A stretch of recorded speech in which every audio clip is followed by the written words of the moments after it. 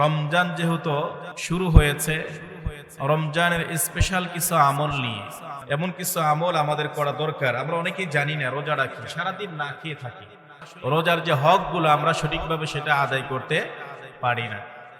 না পারার ধরুন দেখা যায় যে আমাদের এই না খাওয়া থাকাটাই কষ্টকর।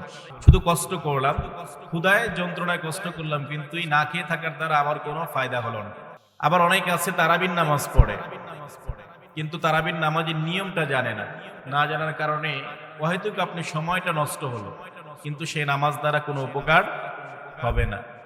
আমাদের রোজা যেহেতু এসেছে, রমজানটা কি করে আল্লাহ তাআলার কাছে এই রমজানটা পরিশুদ্ধ করা যায় এবং রমজানের পরিপূর্ণ নিয়ামত যেন আমরা আল্লাহর কাছ থেকে পেতে পারি, সেই সকল আমল আমাদের জানার দরকার আছে। এমন কিছু আমল সামনে রেখে আজকে আমরা কথা শুনবো ইনশাআল্লাহ। তো রমজানের শুরুতে আপনাকে যে জিনিসটা করতে হবে, যেটা অলরেডি আমরা করে ফেলেছি, এক নম্বরে যে জিনিসটা করতে হবে সেটা হচ্ছে চাঁদ দেখা। আমরা সকলেই চাঁদ দেখেছি, চাঁদ দেখেই তো রোজা শুরু করেছি নাকি? তবে আমাদের জন্য একটা সহজ হয়ে গিয়েছে, সৌদি আরবের সাথে আমাদের একটা হিসাব মিল আছে। সৌদি আরব আগের দিন রাখে, পরের দিন আমরা চাঁদ দেখা গেলেও রাখবো, না দেখা গেলেও রাখবো। তারপর আমাদের চাঁদ দেখে কুকুটি যারা আছে তাদের কাজটা কিন্তু একদম সহজ। সারা বছর কোনো কাজ নাই, দেখবেন তো অন্যান্য সময় এ নিয়ে কোনো রকমের নিউজ নাই কিংবা কোনো খবর বার্তা নাই। রমজান আসলে তারাও বসে থাকে সৌদি আরবের দিকে, যে ওরা কখন বলবে চাঁদ উঠেছে, তার মানে পরের দিন আমরা। তো এটা আমাদের জন্য একটা সুযোগ হয়ে গেছে, সুবিধা হয়ে গিয়েছে। এরপরেও দেখবেন আমাদের দেশের এক শ্রেণীর মানুষ আছে, বিশেষ করে কয়েকটা জেলা, তারা সরাসরি সৌদি আরবের সাথে মিল রেখে তারা রোজা করে, মিল রেখে তারা ঈদ করে। অর্থাৎ তারা আগের দিন থেকে রোজা রাখা শুরু করে, ঈদটাও আগের দিনই করে। ঈদটা ওরা আগের দিনই করে। বিশেষ করে এই চাঁদপুর, নোয়াখালী, ওদিকে এই সকল কিছু অঞ্চল আছে, প্রায় 40টা গ্রাম, এটা দীর্ঘদিন যাবত এই সিস্টেম তারা ফলো করে আসছে। আসলে এটা নয়, ভৌগোলিক একটা সীমারেখা আছে, ভৌগোলিক ভাবে আমাদের দূরত্ব এবং চাঁদের অনেকটা ডিফারেন্স আছে, যার ভিত্তি করে আমরা দেখা যায় আমাদের এক দিন প্রায় দেরি হয়ে যায়। তো সেজন্য রোজা রাখার শুরুতে আপনাকে চাঁদ দেখা নিশ্চিত করতে হবে। এরপরে রোজা রাখার সাথে সাথে আর আপনাদের যে জিনিসটা করতে হবে সেটা হচ্ছে, রোজা আমরা শুরু করি কি দিয়ে বলেন তো দেখি? তারাবি দিয়ে রোজা শুরু করি, তারাবি দিয়ে। তারাবির নামাজটা আমাদের দেশে দুই সিস্টেমে পড়া হয়। একটা সিস্টেম হচ্ছে আমরা খতম তারাবি পড়ি, আর একটা সিস্টেমে হচ্ছে আমরা ছোট ছোট সূরা দিয়ে যেটা পড়ি সেটাকে বলা হয় সূরা তারাবি। তো বহুল প্রচলিত হচ্ছে সূরা তারাবি, আমাদের সবচেয়ে বেশি প্রচলিত আছে। খতম তারাবি দেখা যায় যে কিছু কিছু মসজিদে এগুলো আছে, সব মসজিদেই নাই, কিছু কিছু মসজিদে আছে। তারাবির মাধ্যমে আমাদের রমজানটা আমরা শুরু করি। এই তারাবিটা পড়ার বিশেষ কিছু বরকত রয়েছে। সাহাবী সাল্লাল্লাহু আলাইহি ওয়াসাল্লাম, বিশ্বনবী সাল্লাল্লাহু আলাইহি ওয়াসাল্লামের সাহাবী যারা ছিল, তারা তারাবির নামাজ পড়তেন। ওই সময়ে তারা একাকী নামাজ পড়তেন, গ্রুপ ভাগ করে করে। সাইয়েদনা ওমর ফারুক রাদিয়াল্লাহু তাআলা আনহুর জামানায় এসে এই 20 রাকাত তারাবির রেওয়াজটা চালু হয়ে যায়। তার পূর্বে খন্ড খন্ড খন্ড খন্ড করে তারা বিভিন্ন দলে দলে তারাবির নামাজ পড়তো। এটা কিভাবে? সাইয়েদনা ওমর ফারুক রাদিয়াল্লাহু তাআলা আনহু যখন ওনার খেলাফতের সময় দেখেন মসজিদের ভিতরে একদল সেখানে নামাজ পড়ছে, আর একদল ওখানে, আর একদল ওখানে নামাজ পড়ছে। অর্থাৎ সেই সময় সকলেই কোরআনে হাফেজ ছিল না। কোরআনে হাফেজ না থাকার কারণে যারা হাফেজ না তারা কি করতো? ওই হাফেজদের পিছনে গিয়ে নামাজ আদায় করতো। এভাবে খন্ড খন্ড করে নামাজ পড়তো। তখন ওমর ফারুক রাদিয়াল্লাহু তাআলা আনহু উবাই ইবনে কাব রাদিয়াল্লাহু তাআলা আনহুকে বলেন, যেই সকল মানুষগুলো আমি চাই এরা খন্ড খন্ড নামাজ না পড়ে সব এক কাতারে এক জামাতে শামিল হয়ে তোমরা 20 রাকাত নামাজ পড়ো।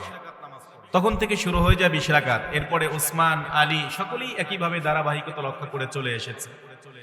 তো সেজন্য তারাবির নামাজটা যখন আমরা শুরু করব, ইনশাআল্লাহ নামাজ শুরু থেকে শেষ পর্যন্ত থাকার চেষ্টা করব। কিন্তু আমাদের দেখা যায় যে কেউ 8 রাকাত পরে বের হয়ে যাচ্ছে, কেউ 12 রাকাত পরে বের হয়ে যাচ্ছে। শুরু হয় দেখা যায় 5, 7, 8, লাইন করে, কিন্তু শেষ হয় কয় লাইনে? 2 লাইন 3 লাইন। আমরা ব্যস্ত বেশি, এত ব্যস্ত হয়ে পড়েছি যে আমরা নামাজের ভিতরেও ব্যস্ততা আমাদের চলে আসে। সেজন্য তারাবিটা 2 নাম্বার হচ্ছে তারাবি। তারাবি দিয়ে আপনার কি করতে হবে? রমজানের যাত্রা শুরু করতে হবে। এরপরে 3 নাম্বার হচ্ছে আপনার সাহরি। সাহরি খাওয়া হচ্ছে বরকত। সাহরির ভিতরে কি আছে? বরকত আছে। সাহরি আমরা খাই কি জন্য বলেন তো দেখি? সারাদিন যেন রোজা রাখতে পারি, একটা শক্তির জন্য খাচ্ছেন আপনার প্রয়োজনে, কিন্তু আল্লাহ তাআলা এর ভিতরে পরিপূর্ণ বরকত দিয়ে ভর্তি করে রেখে দিয়েছেন। সুবহানাল্লাহ। তার মানে এর ভিতরে কি রেখেছেন আল্লাহ? বরকত রেখেছেন। তার মানে সেহরি খাও, নবীজি বলছেন সেহরি খাও। সেহরির ভিতরে কি আছে? বরকত আছে। তোমরা সেহরি খাওয়া থেকে কেউ বঞ্চিত হয় না। এরপরে 4 নাম্বার, সেহরি খাওয়ার একটা নির্ধারিত সময়সীমা আছে। আমাদের কাছে সকলেই এখন কি আছে? ক্যালেন্ডার আছে, ঘড়ি আছে, সব আমরা দেখে দেখে সেহরি খেতে পারি। অঞ্চল আছে এখনো দেখা যায় যে শেষ সময় হওয়ার 1 ঘন্টা 1.5 ঘন্টা আগে খেয়ে তারা ঘুমিয়ে পড়ে। এরকম কিছু কিছু অঞ্চল এখনো আছে। কিন্তু সেহরি খাওয়ার উত্তম সময় হচ্ছে একদম শেষ মুহূর্ত। কোন সময়? শেষ মুহূর্ত, অর্থাৎ আজান হয়ে যাওয়ার আপনি 2-4 মিনিট আগে শেষ করে দেন।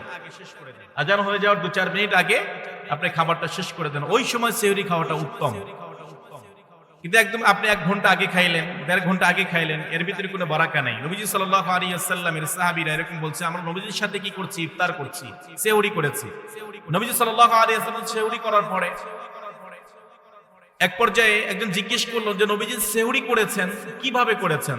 সাহাবীরা বললেন যে নবীজি সেহরি শেষ করেছেন, এমন সময় আমরা হয়তো 50 আয়াত তেলাওয়াত করতে পারতাম। এই সময়টা রেখে নবীজি কি করেছেন? সেহরিটা শেষ করেছেন। তার মানে শেষ মুহূর্তে এসে আপনার কি করতে হবে? সেহরি খাওয়াটা হচ্ছে উত্তম। এরপরে 6 নাম্বার হচ্ছে ইফতার করা। সেহরি খাওয়ার পরে ইফতার করা। এই ইফতারটা আমরা বিভিন্ন আইটেম দিয়ে করে থাকি। তবে বিশ্বনবী সাল্লাল্লাহু আলাইহি ওয়াসাল্লাম যেভাবে ইফতার করতেন সেটা হচ্ছে তিনি 3টা খেজুর নিতেন। 3টা খেজুর নিতেন। তার ভিতরে তিনি একদম গাছ পাকা খেজুরগুলো সবচেয়ে বেশি পছন্দ করতেন। গাছ পাকা খেজুরগুলো সবচেয়ে বেশি পছন্দ করতেন। যেহেতু তাদের দেশে খেজুরের বাগান ছিল, খেজুর সেখান থেকেই আমাদের দেশে কি হয়? ইনক্লুড হয়।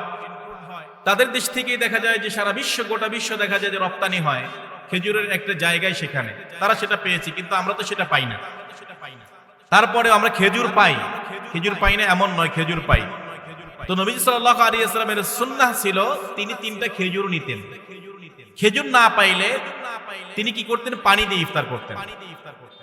খেজুর যদি না পাইতো কোনো সময়, তিনি পানি দিয়ে ইফতার করতেন। তার মানে এই সুন্নাহটা আমরা আদায় করতে যে আমাদের দেশে দেখা যায় যে আমরা বিভিন্ন রকমের এই যে সিন্ডিকেটের আওতায় পড়ে যাই। এই রমজান মাস আসলে শুরু হয়ে যায় খেজুরের দাম এবার কি বাড়ছে না কমছে? নাকি স্বাভাবিক আছে? বাড়ছে। তাহলে এটা এই যে স্বাভাবিকের চাইতে বেশি হয়ে যায়। রমজান মাস আসলে নবীজি সাল্লাল্লাহু আলাইহি ওয়াসাল্লাম ব্যবসায়ীদেরকে খুবই সতর্ক করেছেন, তোমরা মানুষদের জন্য কি করো? সহনশীল হয়ে যাও, সহজ করো, কঠিন করো না। কিন্তু আমাদের দেশে ব্যবসায়ীরা রমজান মাসটাকে টার্গেট মনে করে যে 1 মাস বিজনেস করবে, সারা বছর বসে বসে খাইবে, টার্গেট হলো এটা। কিন্তু রমজান মাস আরবে এখনো যান, এই আরবে যে চলে যাবেন, যাওয়ার পরে দেখবেন এখনো রমজান মাস তারা কি করে? সরকারিভাবে গোটা মাস ব্যাপী ছুটি।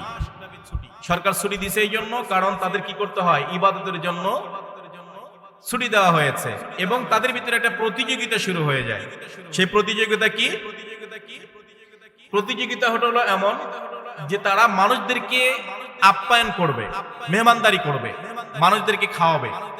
এই খাওয়ানোর প্রতিযোগিতা শুরু হয়ে যায়। এখন খাওয়ালে লাভ কি? এই যে সেহরি যে আপনি ইফতার করাবেন, এটা করানোর লাভ কি? বিশ্বনবী সাল্লাল্লাহু আলাইহি ওয়াসাল্লাম বলেন, কেউ যদি 1 গ্লাস পানি দিয়েও কোনো ব্যক্তিকে ইফতার করায়, কোন রোজাদারকে 1 গ্লাস পানি দিয়েও যদি ইফতার করায়, সারাদিন সিয়াম সাধনা করে যেই ব্যক্তি রোজা রাখলো, যতটুকু সওয়াব আল্লাহ তাআলা তার আমলনামায় লিখেছেন, 1 গ্লাস পানি পান করানোর কারণে অনুরূপ আল্লাহ তাআলা তার আমলনামায় লিখিয়ে দিলেন। এতে করে রোজাদার কোনো সওয়াবের ঘাটতি হবে না। তার মানে রমজানের ভিতরে এই যে ইফতার করানোর একটা আমাদের দেশে যে একটা ছিল, প্রচলন ছিল, এটা আস্তে আস্তে কিন্তু উঠে যাচ্ছে। এখন কি সেরকম আছে? আগে যে এই যে ইফতার করাতো, আমাদের গ্রাম্য ভাষায় বলা রোজদাইরা বলা হতো, রোজদারেদেরকে খাওয়াতো, এই সিস্টেম কি এখন আছে? যদিও আছে কিন্তু কম পরিসরে, কিন্তু এখন আরো কি শর্টকাট করছে, এখন একটু পার্সেল দিয়ে দে শেষ, ইফতার শেষ। কিন্তু আগে মানুষকে পেট ভরে খাওয়াতো, মানুষ দাওয়াত করে নিয়ে পেট ভরে খাওয়াতো। তাহলে ইফতার করানো এই সময়টা যাদেরকে আল্লাহ টাকা পয়সা দিয়েছে তারা চেষ্টা করবেন রোজাদারদেরকে ইফতার করানো। সাহাবীদের একটা বৈশিষ্ট্য ছিল, তারা কখনোই মেহমান ছাড়া ইফতার করতেন না, কখনোই মেহমান ছাড়া ইফতার করতেন না। আর তাদের একটা বৈশিষ্ট্য ছিল কি, তারা ইফতার ভাগাভাগি করত। যেহেতু ইফতার করালে রোজাদারের সমপরিমাণ সওয়াব পাওয়া যায়, তারা কি করতো, ইফতারটাকে ভাগাভাগি করতো। ভাগাভাগি কিভাবে? ধরেন আমি ধনী মানুষ, অসুবিধা নাই, আমি একজন গরিবকে দিচ্ছি, আবার গরিবও তাকে ধনী মানুষকে দিচ্ছে, মানে ইফতার ভাগাভাগি করতেছে। ভাগাভাগি করার কারণে তাদের দ্বিগুণ সওয়াব হয়ে গেল। তা আমরা ইফতারটা এমন ভাবে আমরা খাবো, আমি চাইবো যে আমার আশপাশে যারা রোজাদার আছে তাদেরকে নিয়ে একটু ইফতার করার, পারবো ইনশাআল্লাহ। কারণ টাকা পয়সা যে আপনি একটু কার্পণ্য করবেন, খরচটা করবেন কখন? টাকা কামাই করছেন, কিন্তু খরচ করার জন্য তো কামাই করতেছেন, কিন্তু খরচটা কোন জায়গায় করবেন? জায়গাটা যদি না চেনেন তাহলে হয়তো খালি পরিশ্রমই হবে, কোনো এই টাকা দিয়ে লাভ হবে না। আর যদি জায়গা যদি চেনেন আপনি, তাহলে এটা দ্বারা অনেক বড় ফায়দা আপনি হাসিল করতে পারবেন। তাহলে ইফতার করানোর এই সিস্টেমটা, এই প্রচলনটা আমাদের দেখা যায় বিলুপ্তির পথে চলে যাচ্ছে। এটা আমরা আবার চালু করবো ইনশাআল্লাহ। সৌদি আরবে এই রমজানকে কেন্দ্র করে গোটা বিশ্বের সমস্ত মুসলিম উম্মারা উমরা করার জন্য সেখানে গিয়ে হাজির হয়। যারা টাকা পয়সা যাদের বেশি হয়েছে, বিশেষ করে স্পেশালি শেষ দশকে এসে এই মানুষগুলো যারা যায়, তাদের মুখ থেকেই শোনা, তারা বলে আমাদের কিনে খেতে হয় না, আমাদের কিনে খেতে হয় না। তারা এতটাই মেহমানদারি করে, সৌদিয়ান মানুষ মেহমানদারিতে সবচেয়ে বেশি পারদর্শী, তারা প্রচুর মেহমানদারি করে। বিশেষ করে খাবার নিয়ে এনে সামনে দাঁড়িয়ে গিয়েছে, টাক ভর্তি ভর্তি খাবার এনে সব ইফতারের লাইনে সব বিছিয়ে দিচ্ছে তারা। এরপরে সামনে দাঁড়িয়ে আছে খাবারের সব সামান নিয়ে, আর বলতেছে হাজি হালাল, হাজি হালাল, অসুবিধা নাই, এটা দান সদকা না, ওই রকম সদকার জিনিস না, এটা আপনার জন্য আমি মেহমানদারি করছি, আপনার জন্য হালাল, আপনি এখান থেকে নেন। তারা খাওয়াচ্ছে, উৎসব মুখর একটা পরিবেশ তৈরি হচ্ছে। আমাদের উচিত মুমিন জীবনদের এই রমজান মাসটাকে একটা উৎসব মুখর করা ইবাদতের ক্ষেত্রে। সেজন্য আমরা কি করব, ইফতার করানোর ক্ষেত্রে আমরা প্রতিযোগিতা করব। একা একা ইফতার কখনোই করার চেষ্টা করব না। আমরা দুইজন বন্ধু বান্ধব সাথে করে নিই, কিছু গরিব প্রতিবেশী আছে তাদেরকে সাথে করে নিই, আপনি ইফতারে শামিল হন, দেখবেন তো আল্লাহ পাক ওই রোজাদারের সমপরিমাণ সওয়াব আল্লাহ তাআলা আপনার আমলনামায় লিখে দেবেন। এরপরে 6 নাম্বার, 7 নাম্বার হচ্ছে ইফতার তাড়াতাড়ি করা। ইফতার যে করবেন, ইফতারটা কখন করতে হবে? আজান হয়ে গেছে, আপনি গড়িমসি করতেছেন না, আজান হয়ে যাওয়ার সঙ্গে সঙ্গে ইফতার করে নেওয়া। নবীজি সাল্লাল্লাহু আলাইহি ওয়াসাল্লাম এত তাড়াতাড়ি ইফতার করতেন, সাহাবীরা বলতেন ইয়া রাসূলুল্লাহ সন্ধ্যা তো হতে দেন। নবীজি বলতেন না, আমি চাই সূর্য ডোবার সঙ্গে সঙ্গে ইফতার করা, এটাই হচ্ছে আল্লাহ তাআলা পছন্দ করেন, লেট করা যাবে না। এরপরে 8 নাম্বার হচ্ছে ইফতার সামনে নিয়ে দোয়া করা। ইফতারের সময় কি করা? দোয়া করা। ইফতারের সময় আপনি সামনে নিয়ে আল্লাহর কাছে দোয়া করেন, কারণ সেই সময় সারাদিন আপনি সিয়াম সাধনা করেছেন, সারাদিন আল্লাহর জন্য আপনার দিনটাকে দিয়েছেন, সেজন্য আল্লাহ তাআলা আপনার উপর সন্তুষ্ট হয়েছে। ওই সময় যদি আপনি দোয়া করেন, আল্লাহ তাআলা অটোমেটিকলি কি করবেন, আপনার দোয়াটা কবুল করে নেবেন। সুবহানাল্লাহ। এরপর 9 নাম্বার হচ্ছে ওই যে পূর্বেই বলেছি ইফতার ও সেহরিতে খেজুর রাখা, এটা আমরা চেষ্টা করব যদি সম্ভব হয়, যদি সম্ভব হয়। এরপরে যেহেতু খেজুরের দাম অনেক, যারা গরিব মানুষ আছে আমরা অনেকে দেখা যায় যে 1 কেজি খেজুর 800-1000 টাকা দিয়ে কেনার সামর্থ্য নেই। আবার যে খেজুরটা বাজারে পাওয়া যায় অল্প দামে, এটা আসলে খেজুর না, এটা মূলত গুড়। এটা কি দেখা যায় যে ওই যে অল্প টাকা যে বিক্রি হয়, কয় টাকা সর্বশেষ হয়ে যায় ধলা দড়ে থাকে, 200-250 টাকা করে বিক্রি হয়, এগুলা মূলত আসলে খেজুর না, এর ভিতরে ভেজাল দিয়ে পরিপূর্ণ। গতকালকে একটা ভিডিও দেখলাম, ভোক্তা অধিকার পরিষদ থেকে এই খেজুরগুলো সব ফেলে দেওয়া হচ্ছে। এগুলা স্বাস্থ্যের জন্য খুবই ক্ষতিকর, খুবই ক্ষতিকর। সেজন্য খেয়াল, সাবধান, আপনি অল্প ক্রয় করেন কিন্তু ভালোটা ক্রয় করার চেষ্টা করবে ইনশাআল্লাহ। এরপরে 10 নম্বর হচ্ছে দিনভর আল্লাহ তাআলার কাছে দোয়া করা। আপনি যে রোজা রাখছেন, আল্লাহ তাআলার কাছে দিনভর আপনি দোয়া করেন যে আল্লাহ রোজা রেখেছি, এই রোজা রাখা অবস্থায় আমার গুনাহগুলো তুমি মাফ করে দাও। সর্বপ্রথম কোন দোয়া করতে হবে? গুনাহ মাফের দোয়া। কোনটা? গুনাহ মাফের দোয়া। এরপরে বিভিন্ন রকমের বারাকাত চাওয়া, রিজিক চাওয়া, আপনি নিজের মতো করে সব চাইতে পারেন। 11 নম্বর হচ্ছে সকল প্রকার পাপাচার বর্জন করা। আমরা কেবলমাত্র এই যে সিয়াম রাখি, সিয়াম পালনরত অবস্থায় বিশ্বনবী সাল্লাল্লাহু আলাইহি ওয়াসাল্লাম বলেছেন রমজানের চাঁদ ওঠার সঙ্গে সঙ্গে আল্লাহ তাআলা শয়তানকে শিকলবদ্ধ করে দেয়, শয়তানকে শিকলবদ্ধ করে দেয়, জাহান্নামের দরজাটা বন্ধ করে দেওয়া হয়, জান্নাতটাকে উন্মুক্ত করে দেওয়া হয়। সুবহানাল্লাহ। তাহলে এরপরে মানুষ কি এই রমজান মাসে শয়তান কি কম করে না বেশি করে? কমন পড়ছে কি? শয়তান কি কম করে কি মানুষ? রমজান মাসে কিছুটা কমে, তারপরেও যেগুলো করে মারাত্মক, যেগুলো করে খুব মারাত্মক। সেজন্য রমজান মাসটাই কি করতে হবে? আপনাকে আল্লাহ তাআলার কাছে পানাহ চাইতে হবে। আল্লাহ, পাপাচার থেকে নিজেকে তোমার কাছে আশ্রয় চাই, পাপাচার থেকে মুক্ত থাকা। এরপরে 12 নম্বর হচ্ছে মিথ্যা কথা, কাজ ও প্রতারণা না করা। কেবলমাত্র আপনি সিয়াম সাধনা করতে গিয়ে খাবার খাইবেন না সেজন্য রোজা আপনার হয়ে যাবে এমন নয়। আমরা রোজার যেই সংজ্ঞাটা পড়েছি, সুবহে সাদিক থেকে নিয়ে শুরু করে সূর্যাস্ত পর্যন্ত সমস্ত প্রকার পানাহার থেকে বিরত থাকাই হচ্ছে, এটা একদম ছোট সংজ্ঞা, যেটা ক্লাস 3, 4, 5 এর একটা বইতে এই সংজ্ঞাটা আছে, এটা পড়েছি। কিন্তু এখানে কেবলমাত্র খানা বন্ধ করার নামই কিন্তু রোজা নয়। আপনি এখানে কি করতে হবে? মিথ্যা কথা ছেড়ে দিতে হবে, মিথ্যা কথা ছেড়ে দিতে হবে। মিথ্যা কথা রোজা রেখে অসংখ্য মানুষ মিথ্যা কথা বলে। এরপরে দেখা যায় যে মিথ্যা কথা এবং কাজ, প্রতারণামূলক কিছু কাজ করে, এগুলার থেকে ফিরে থাকতে হবে। প্রতারণা কোনটা? যেমন এই ব্যবসার ভিতরে যারা ব্যবসায়িক পণ্য লেনদেনের ক্ষেত্রে দেখা 2 নাম্বার জিনিস আপনাকে 1 নাম্বার বলে বিক্রি করে দিচ্ছে। আপনি রোজাদার, আপনি দেখা যায় তাকে বিশ্বাস করে আপনি কিনে নিচ্ছেন, নেওয়ার পর আপনার ধোঁকা খাচ্ছেন। তার মানে এই যে প্রতারণা করা, এই প্রতারণা করলেও যে আপনার রোজা হবে এটার গ্যারান্টি কিন্তু নেই। সেজন্য মিথ্যা কথা এবং প্রতারণা না করা। 13 নম্বর ঝগড়া বিবাদ থেকে দূরে থাকা। যত সম্ভব হয় রোজা রাখা অবস্থায় ঝগড়া বিবাদ থেকে দূরে থাকতে হবে। আপনার সাথে একজন ঝগড়া করতে চাচ্ছে, আপনি সরে আসেন। আর মুমিনদের বৈশিষ্ট্য কি? মুমিনদের বৈশিষ্ট্য হচ্ছে রহমানের বান্দার কিছু স্পেশাল বৈশিষ্ট্য আছে। সূরা ফুরকানের ভিতরে আল্লাহ তাআলা আলোচনা করেছেন, ওয়া ইদা খাতাবাহুমুল জাহিলুনা ক্বালু সালামা। জাহেল ব্যক্তিরা যখন তোমার সাথে তর্ক করতে চায়, যখন ঝগড়া করতে চাইবে, তখন তুমি কি করো? সেখান থেকে সালাম দিয়ে সরে আসো, সালাম দিয়ে সেখান থেকে সরে আসো।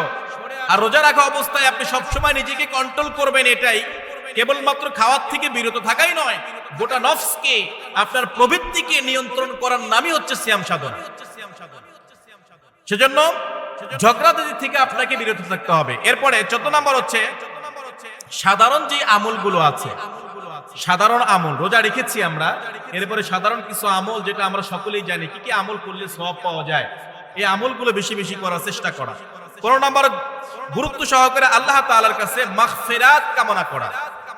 গুরুত্ব সহকারে আমরা পাপ করেই বলি আস্তাগফিরুল্লাহ, মানে কোনো গুরুত্ব নাই এরকম না, গুরুত্ব সহকারে আল্লাহ তাআলার কাছে ইস্তিগফার পড়া। এরপরে 17 নম্বর হচ্ছে বিশেষ গুরুত্বের সাথে কোরআন তেলাওয়াত করা। যেহেতু কোরআন নাজিলের মাস, এই কোরআন নাজিলের মাসটাকে স্পেশালি গুরুত্ব সহকারে দেখা, গুরুত্ব সহকারে আমরা কোরআন তেলাওয়াত করব ইনশাআল্লাহ। 18 নম্বর কোরআন শোনা এবং শোনানো। কোরআন শোনা এবং শোনানো, শোনাশুনি করা যেটাকে বলে, একে অপরের সাথে তাকরাও করা, ধরাধরি করা। দেখো আমার একটু তেলাওয়াত তুমি শোনো, তোমার তেলাওয়াত একটু শুনি। বিশ্বনবী সাল্লাল্লাহু আলাইহি ওয়াসাল্লাম এই রমজান মাসে জিবরাইল এসে নবী সাল্লাল্লাহু আলাইহি ওয়াসাল্লাম জিবরাইলের কাছে গোটা কোরআন জিবরাইলের কাছে শোনাতেন। সুবহানাল্লাহ। প্রত্যেক রমজানে জিবরাইল আসতেন, নবী সাল্লাল্লাহু আলাইহি ওয়াসাল্লাম জিবরাইলের কাছে গোটা কোরআন শোনাতেন। এরপর সাহাবীরা কি করতেন? একজন আরেকজন পাশাপাশি বসে তারা কোরআন তেলাওয়াত করতেন, বলতেন আমার পড়াটা তুমি একটু ধরো, আমি তোমারটা একটু ধরি, একে একে করে শোনাশুনি করা। কিন্তু আমরা তো অসংখ্য মানুষ কোরআন তেলাওয়াত পারি না। আমি গত জুমায় বলেছিলাম, যারা কোরআন পারেন না তারা এই রমজান মাসটাকে টার্গেট করেন যে যেহেতু রহমতের মাস, আল্লাহ তাআলা সওয়াব দিয়ে পরিপূর্ণ করে দিয়েছেন এই মাসটা আমি কোরআন শিখবো, আল্লাহর কাছে চান, দেখবেন যে এক মাসেই আল্লাহ তাআলা আপনার জেহেনটাকে, আপনার ব্রেনটাকে উন্মুক্ত করে দিয়েছে, কোরআন তেলাওয়াত করতে পারবেন ইনশাআল্লাহ। এরপরে 19 নম্বর হচ্ছে সাদাকা বা দান করা। রমজান মাসে বেশি বেশি করে দান করা, দান সদকা করা। যতটুকু সম্ভব আপনার সাধ্যের ভিতরে এই রমজান মাসে দান সদকা করতে হবে। এটা করা সবচেয়ে বেশি আমলের কাজ, সওয়াবের কাজ। কারণ অন্য মাসে 1 টাকা দান করলে আপনি ওই 1 টাকার সওয়াবই পাবেন, কিন্তু রমজান মাসে 1 টাকা দান করলে কয় টাকার সওয়াব পাওয়া যায়? এটা কি সবাই জানেন? রমজান শুনছিলেন? রমজান মাসে 1 টাকার আমল করলে কয় টাকার সওয়াব পাওয়া যায়? 70 টাকার সওয়াব পাওয়া যায়। আল্লাহ 70 গুণ বৃদ্ধি করে দেন, 1কে 70 গুণ দিয়ে বৃদ্ধি করে দেন। তার মানে অন্য মাসের তুলনায় এই মাসে দান সদকা বেশি বেশি করা উচিত। যাদের টাকা পয়সা আল্লাহ তাআলা দিয়েছে, আপনারা চেষ্টা করবেন এই মাসে বেশি বেশি করে দান সদকা করার। এতিম মিসকিন যারা আছে তাদেরকে সহযোগিতা করা, দান সদকা বিভিন্ন ভাবে করা যায়। এরপরে 20 নম্বর হচ্ছে সাহরি খেতে ওঠার সময় একটু সময় নিয়ে উঠবেন। যেহেতু আমাদের কাছে এখন ডিজিটালাইজ হওয়ার কারণে আমরা কিন্তু আমাদের হাতের মুঠোয় কিন্তু সব অ্যালার্ম ঘড়ি আছে। মোবাইলে অ্যালার্ম ঘড়ি আছে না? আমরা তো মোবাইলে অ্যালার্ম দিয়ে রাখি। তাহলে আপনি সাহরি, এখন দেখা যায় যে 5টা 14-15-তে হয়তো আমরা সাহরি শেষ সময়টা চলে আসে, আপনি 4টায় ওঠেন। 4টায় উঠলে পুরো লম্বা একটা সময় পাচ্ছেন। খাইতে কয় মিনিট টাইম লাগে? 20-25 মিনিট। আপনি ধীরে ধীরে খাইলে 20-25 মিনিট সময় হওয়ার কথা, কিন্তু এত সময় কারো লাগে না, আরো কম সময় লাগে। কিন্তু আপনি যদি 4টায় ওঠেন, উঠে যদি আপনি একটু ফ্রেশ হয়ে 2 করে 4 রাকাত নামাজ আদায় করে আল্লাহর কাছে নিজের আকুতিগুলো প্রকাশ করতে পারেন। কারণ আল্লাহর কাছে শ্রেষ্ঠ ইবাদত, ফরজের পরে শ্রেষ্ঠ নফল ইবাদত হচ্ছে তাহাজ্জুদ। আর তাহাজ্জুদ পড়ার শ্রেষ্ঠ সময় হচ্ছে রমজান মাস। কারণ এই মাসে আমরা সকলেই উঠি, সবাই উঠি সেহরি খাওয়ার জন্য। তার মানে এই তাহাজ্জুদ যেন আমরা মিস না করি। তাহাজ্জুদ মিস করব না। অনেক সময় ডাকাডাকি করে একদম শেষ মুহূর্তে দেখা যায় উঠে তাড়াহুড়া করে খাবার শুরু করে দেয়। আপনি একটু আগে ওঠেন, একটু আগে উঠে যথাসাধ্য আমরা তাহাজ্জুদের নামাজটা পড়ার চেষ্টা করবেন ইনশাআল্লাহ। এরপরে 21 নাম্বার, সামর্থ্য থাকলে এই মাসে উমরা করেন। যাদের সামর্থ্য আছে এই মাসে উমরায় চলে যান। উমরা করলে লাভ কি? কারণ বিশ্বনবী সাল্লাল্লাহু আলাইহি ওয়াসাল্লাম বলেছেন, রমজানের ভিতরে যদি কেউ উমরা করে, একটা কবুল হজের সওয়াব তার আমলনামে লেখা হয়ে যায়। আর এখানে একটা জিনিস সবসময় মাথায় রাখবেন, সেটা হচ্ছে কাবা শরীফে 1 রাকাত নামাজ পড়লে কত রাকাতের সওয়াব পাওয়া যায়? 1 লক্ষ। কত রাকাত? জোরে বলেন। 1 লক্ষ রাকাত। কাবা শরীফে 1 রাকাত নামাজ পড়লে 1 লক্ষ রাকাতের সওয়াব পাওয়া যায়। আপনি যদি রমজান মাসে পড়েন তাহলে 70 লক্ষ রাকাতের সওয়াব আপনি পাচ্ছেন। এখন 70 লক্ষ রাকাত আপনি হিসাব ক্যালকুলেশন করতে যান, ক্যালকুলেশন করেন, দেখেন আপনার হায়াতের সাথে মিলে কিনা। মিলবে? কোশ্চেন কালো মিলবে না। আল্লাহ আপনাকে টাকা দিয়েছে, কোটি কোটি টাকার সম্পদ আল্লাহ আপনাকে দিয়েছে, লাখপতি বানিয়ে দিয়েছে। উমরা করতে বেশি টাকার খরচ হয় না, মাত্র 1-1.5 লাখ টাকা হলেই হয়ে যায়। আপনি যদি এই সময়টা যদি কাবার চত্বরে কাটাতে পারেন, এর চাইতে উত্তম সময় আর হতে পারে না। সেজন্য যাদের সামর্থ্য আছে আমি অনুরোধ করব আপনারা রমজান মাসটাকে টার্গেট করেন। রমজান মাসটা বিশেষ করে শেষ দশকে এসে টার্গেট করবেন শেষ দশক। হয়তো আপনি 20 দিন আপনার কাজকর্ম সব সেরে আপনি শেষ দশক টার্গেট করে আপনি চলে গেলেন। যা ইতিকাফটা আপনি কাবা চত্বরে করলেন, ইতিকাফটা কাবা চত্বরে করলেন। কাবা চত্বরে ইতিকাফ করার পরে ঈদটা আপনি সেখানে করেই আবার রিটার্ন চলে আসলেন।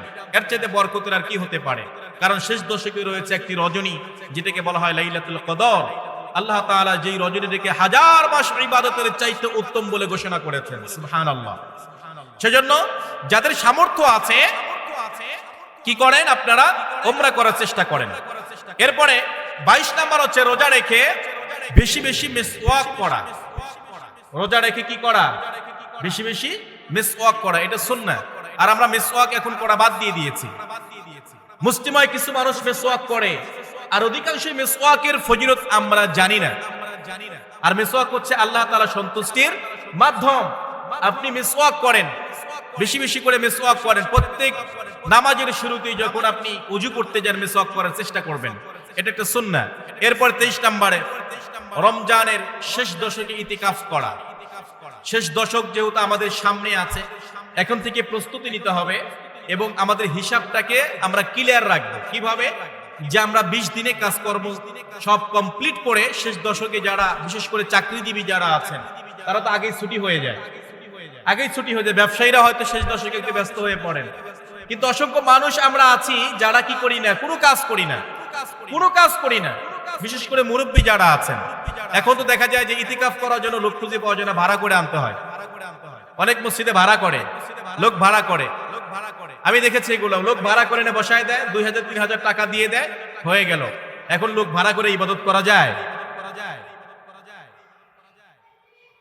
লোক ভাড়া করে ইবাদত করলে সেই ইবাদত আল্লাহর দরবারে কবুল হবে কিনা এর কোনো গ্যারান্টি আছে? কোনো গ্যারান্টি নেই। সেজন্য লোক ভাড়া করে ইবাদত করার ভিতরে কোনো পরিতৃপ্তি নাই। পরিতৃপ্তি হচ্ছে আপনার আমল আপনি করেন, তৃপ্তি সহকারে করেন, এটাই হচ্ছে আল্লাহর কাছে কবুল হওয়ার একটা উত্তম মাধ্যম হয়ে যাবে। এরপরে 24 নম্বর হচ্ছে রমজানের শেষ দশকে বেশি বেশি ইবাদত করা। ইবাদত তো করবেনই, শেষ দশকে ইবাদতের মাত্রাটা আরো বাড়িয়ে দিতে হবে। 25 নম্বর লাইলাতুল কদর তালাশ করা। 26 লাইলাতুল কদর পেয়ে গেলে বিশেষ দোয়া করা, স্পেশাল দোয়া করা, কদর যদি নসিব হয়ে যায়। সর্বশেষ 27 নম্বর যেটা হচ্ছে রমজানের শেষে ফিতরা আদায় করা। রমজানের শেষে ফিতরা আদায় করা। যারা ধনী আছেন, গরিব দুঃখীদের মাঝে এই ফিতরাটা বিলি করে দিতে হবে। আর এই ফিতরাটা দিতে হয় কখন? ঈদগাহে যাওয়ার আগে না পরে? ঈদগাহে যাওয়ার আগে। কেন দিতে হয়? কারণ ওই গরিব মানুষগুলো যেন আপনার টাকাগুলো পেয়ে ঈদের যে আনন্দটা ভাগাভাগি করতে পারে। আপনি যদি ঈদগাহের পরে দেন তাহলে ও আনন্দ করবে কখন? ঈদটা তো মাটি হয়ে গেল। তে আমরা 27টি আমলের কথা শুনলাম, রমজানে স্পেশালি 27টি আমল, এই আমলগুলো করার চেষ্টা করবে ইনশাআল্লাহ।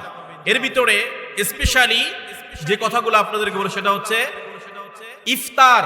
এটা আবারও বলছি, স্পেশালি যে আমলটা আপনাদের কথা করতে বলবো সেটা হচ্ছে ইফতার। ইফতারে কখনোই আপনি একাকী করার চেষ্টা করবেন না। এই রমজান মাসটাকে টার্গেট নেন, আমি প্রত্যেক দিন আল্লাহর কাছে নিয়ত করেন আমাকে একজন করে মেহমান আমার কাছে পাঠিয়ে দিও। ইফতার করাতে কয় টাকা লাগে? আপনি যে টাকাতে ইফতার কেনেন ওই টাকাতেই হয়ে যাবে, ওটাতেই হয়ে যাবে। ইফতার তো আর পেট ভরে খাওয়ার বিষয় না। ইফতার কি পেট ভরে খেতে হয়? পেট ভরে খাওয়ার বিষয় না। আপনি তাকে ইফতারের একটু সামর্থ্য অনুযায়ী তাকে ইফতার করালেন। চেষ্টা করতে হবে শেষ মুহূর্তে এসে আমরা যেন এই আমলটা জারি রাখতে পারি। আর একটা হচ্ছে গ্রাম্য ভিত্তিক যে একটা সিস্টেম চালু আছে, আমাদের এলাকাবাসীদেরকে দাওয়াত করে করে খাওয়ানো, এটা আমরা এই সুন্নাহটা আমরা তাজা করার চেষ্টা করব ইনশাআল্লাহ। অনেক মরে গিয়েছে অনেক জায়গায়, এটা থাকে না, নাই। আমরা টাকাকে বড় করে দেখি যে টাকা শেষ হয়ে যাচ্ছে, কিন্তু মানুষকে খাওয়ানোর ভিতরে একটা পরিতৃপ্তি আছে। যারা খাওয়ায় তারা ভালো জানে, কিন্তু যারা খাওয়ায় না তারা এটা বুঝবে না। যারা খাওয়ায় তাদেরকে জিজ্ঞেস করবো আপনার তো খাওয়ান কেন? আমি মানুষকে খাওয়ায় মজা পাই, মানুষকে খাওয়ায়া মজা পাই। কারণ যারা খাচ্ছে তারা তাদের রিজিক খাচ্ছে। কি খাচ্ছে? তাদের রিজিক খাচ্ছে। আল্লাহ তাআলা আপনাকে দায়িত্ব দিয়েছে তাদের মাঝে রিজিকটা বন্টন করে দেওয়া, কার্পণ্য করার জায়গা না। সেজন্য আমরা কি করব? এই রমজান মাসটাকে আমরা দেখা যায় যে সবময় করে ফেলবো প্রত্যেকটা জায়গায়। এরপরে আসুন স্পেশালি আরো কয়েকটা বিষয় নিয়ে আমরা কথা শুনবো। সেটা হচ্ছে এই রমজান মাসে যেমন খাবার খাইলে রোজা ভেঙে যায়, অনুরূপ ভাবে সুদ, ঘুষ এগুলা খাইলেও রোজা বন্ধ হয়ে ভেঙে যাবে। সুদ খাওয়া আমাদের সমাজে আছে কি? বিশেষ করে এই ব্যবসায়ী যারা আছে, এখন তো এই রমজান মাস কেন্দ্রিক তারা দোকানে মাল তুলতে হবে, এখন এত টাকা পাইবে কোথায়? এই সময়টাকে যারা সুদারও আছে তারা মুখ্যম সময় হিসেবে ধরে নেয় যে এখন তো রমজান মাস, এই রমজান মাসে ছেড়ে দেব লাখে 50,000 এরকম সুদারও আছে না নাই? তাহলে শুধু খাবার খেলে রোজা ভাঙে না, সুদ খেলে রোজা ভেঙে যায়। যারা সুদখোর আছেন তারা ভালো করে জানেন, যারা সুদ খান তারা ভালো করে জানেন।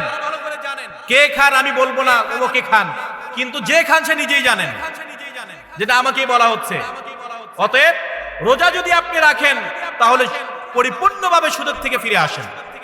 এরপরে ঘুষ খাওয়া, রোজা রেখে ঘুষ খাওয়া সেটাও কিন্তু খাওয়া না। এটা খাবার যেমন ভাত যেমন খান, সুদও কিন্তু খাওয়ার ভিতরেই পড়ে, ঘুষটাও কিন্তু খাওয়ার ভিতরেই পড়ে। সুদ ঘুষ রোজা রেখে যদি এই দুইটার থেকে ফিরে আসতে না পারেন আপনি, তাহলে কি হবে? রোজার কোনো ফায়দা হবে না, রোজা নষ্ট হয়ে যাবে। সেজন্য সুদ এবং ঘুষ থেকে, এরপরে আরো আছে অন্যায়ভাবে জুলুম করে চাঁদাবাজি করে টাকা তোলা, আছে না নাই? আছে। এগুলোর থেকে ফিরে থাকতে হবে। রমজানটাকে আপনাকে এমন ভাবে আদায় করতে, পালন করতে হবে যেন আপনার টোটাল সমস্ত পাপ কাজ থেকে নিজেকে মুক্ত করে পরিশুদ্ধ করে আল্লাহ তাআলার কাছে সমর্পণ করা। তাহলে হতে পারে আপনার রোজাটা কার্যকরী হয়ে যাবে। এটা আল্লাহ তাআলা এই জন্য বলেছেন, হাদিসে কুদসির ভিতরে এসেছে, আল্লাহ তাআলা বলেন আস-সাওমু লি ওয়া আনা আজজি বি। বনি আদমের সমস্ত আমলগুলো তার নিজের জন্য। বনি আদমের সমস্ত আমলগুলো কার জন্য? আমার নিজের জন্য। কিন্তু সাওম, রোজা কেবলমাত্র আল্লাহ তাআলা বলে সেটা আমার জন্য। রোজা কেবলমাত্র আমার জন্য। আর যে আমাকে খুশি করার জন্য রোজা রাখবে, আমি তার পুরস্কার আমি আল্লাহ তাআলা তাকে নিজ হাতে দিয়ে দেব। এখন পুরস্কার আমি যদি আল্লাহর হাত থেকে পেতে চাই, তাহলে অবশ্যই এই সকল পাপাচার থেকে মুক্ত থাকার দরকার আছে না নাই? সুদখোর যারা আছেন, রমজান মাস এসেছে, শয়তান কিন্তু তালাবদ্ধ হয়ে গিয়েছে। তারপরে যদি আপনারা শয়তান কি করেন বুঝতে হবে, শয়তান আপনাকে দায়িত্ব দিয়ে উনি অবসরে গিয়েছে। শয়তানের দায়িত্ব নেওয়া যাবে? শয়তানের দায়িত্ব নেওয়া যাবে?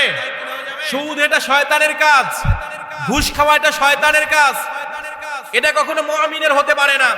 রোজা রেখে আপনি একজনের উপর সুদের টাকা চাপিয়ে দিবেন, রোজা রেখে একজনের উপর ঘুষের আপনি টাকা চাপিয়ে দিবেন, এটা কখনোই হতে পারে না, এটা মুমিনের কাজ হতে পারে না। সেজন্য রোজা রাখা অবস্থায় এই বিষয়গুলো সবচেয়ে বেশি সাবধান। আমি ভাগা ভাগা করেই বললাম যেন আপনি বুঝতে পারেন। রোজা আমরা এমন রোজা রাখবো আল্লাহ তাআলা যেন কাছে যেন এই রোজাটা কবুলিয়তি রোজা হয়ে যায়, মকবুল রোজা হয়ে যায়। আমরা এটাই আল্লাহ তাআলার কাছে চাই। তা না হলে কষ্ট করার কোনো দাম নাই, কোনো ফায়দা নাই। সেজন্য আসুন সম্মানিত মুসল্লিনে কেরাম, মাহে রমজান মাস শুরু হয়েছে, আজকে দ্বিতীয় দিন শুরু হয়েছে। অলরেডি একদিন আমরা পার করেছি, সামনে আর কয়দিন আছে? 28 দিন। আজকে বাদে আর 28 দিন। আমরা নিয়ত করব এই 28 দিন রোজা যেভাবে রাখলে আল্লাহ তাআলা রাজি খুশি হন, সেইভাবে রোজা রাখার চেষ্টা করবে ইনশাআল্লাহ।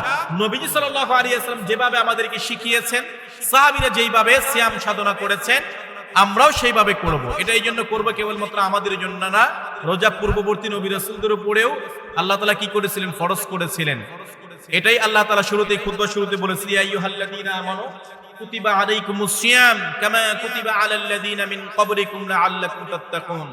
ওহে ঈমানদার যারা, বিশ্বাসী যারা আছো, যারা ঈমানের দাবি করো, তোমাদের উপর রমজানের রোজাটাকে ফরজ করা হয়েছে যেমনি করে তোমাদের পূর্ববর্তীদের উপরে কি করা হয়েছিল? ফরজ করা হয়েছিল। সেজন্য আসুন, রোজা আমাদের জন্য ফরজ ইবাদত, আমরা এই ইবাদতটাকে ইবাদতের মতো করেই করার চেষ্টা করব ইনশাআল্লাহ।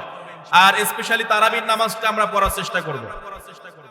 যারা ব্যবসায়ী আছেন, ওই সময়টা আপনি 1 ঘন্টা সময় আপনি আলাদা বের করে নেবেন, কারণ সারা বছর এই স্পেশাল সুযোগ আর পাবেন না। সেজন্য এই সময়টা এসেছে, এটা আমরা কাজে লাগানোর চেষ্টা করব ইনশাআল্লাহ। সকলের প্রতি মাহে রমজানের উদাত্ত আহ্বান, অর্থাৎ বরকতপূর্ণ রমজান যেন আমাদের জন্য, সকলের জন্য যেন আল্লাহ রহমত, মাগফিরাত, বারাকা দিয়ে পরিপূর্ণ করে দেয়। রমজানের 30টি রোজা যেন আমরা যথাযথভাবে পালন করতে পারি। আল্লাহ তাআলা আমাদের যেন রোজার পরিপূর্ণ হক আদায় করে রোজা রাখার তৌফিক দিয়ে আমরা সকলে পড়ি।